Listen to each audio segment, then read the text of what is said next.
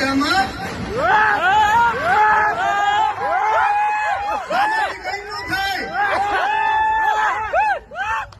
દામાના કોન્ટ્રાક્ટમાં હોય કે કોઈના કોન્ટ્રાક્ટમાં હોય, તમારી નોકરી ન જાય એની જિમ્મેદારી હું લઉં છું. કલેક્ટરમાં નહીં, મત તો ચારે ચાર પંજામાં જ મારી જિમ્મેદારી છે. રેલી કાઢવા માટે કંપનીના કોન્ટ્રાક્ટર હોય એટલે ડરાવી ધમકે સોગંદ દઈને લાવવાના, અને એ સિવાય ખાણમાં કામ કરતા લોકોને પણ સોગંદ લઈને લાવવાના. ખાણના લોકો પણ કામ કરતા હોય તો ડરવાની જરૂર નથી. આ તમારો વિમલ 108 જેવો બેઠો છે.